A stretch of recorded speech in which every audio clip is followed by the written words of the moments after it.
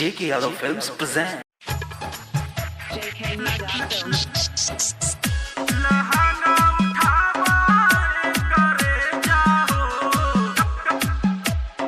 आइल बनी हम नाचे बाबू बंगाल से बिहार। अरे दहिया में करंट जैसे लागेला बिजली के तार। अरे आइल बनी हम नाचे बाबू बंगाल से बिहार। अरे दहिया में करंट जैसे लागेला बिजली के तार। छुए दरानी दहिया अपन जरे के चाहनी। छुए दरानी दहिया अपन जरे के चाहनी। लहंगा उठावा करे जाहो ओही में मारे के चाहे नी नी नी नी। लहंगा उठावा करे जाहो ओही में मारे के चाहे नी नी नी नी। JK Yadav Films. लहंगा उठावा Ankit Raj.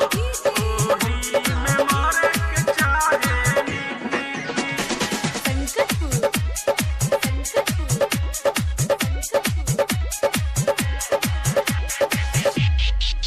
हम लड़की हई हाई फाई ना होई तोहर सकान। दुबारा पातर बाड़ो ये बबुआ चल जाई तोहर जा जा जा। बोल बूझे फारे दी हम चोली हो केहू नाही गोरी जा बोली हो। पूरा बरतिया देखे कैसे धरे के चाहेली।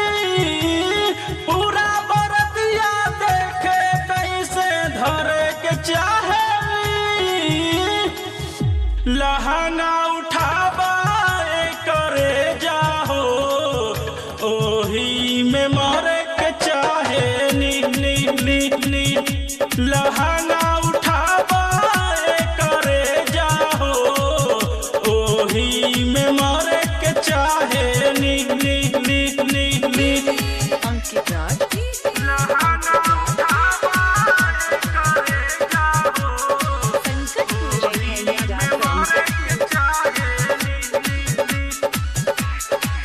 राइटर धन बाबू मानवतिया ना कूद तो इतना हो।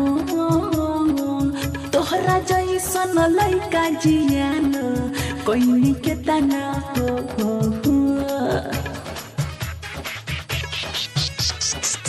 एक बार सट हमरा लागे हो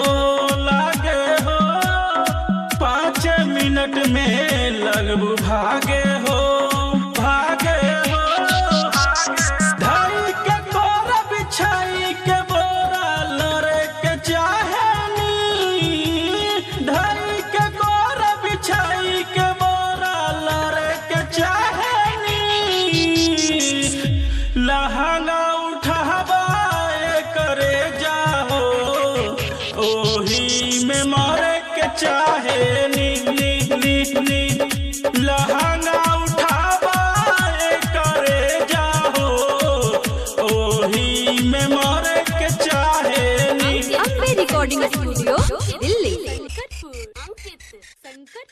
JK Yadav Films.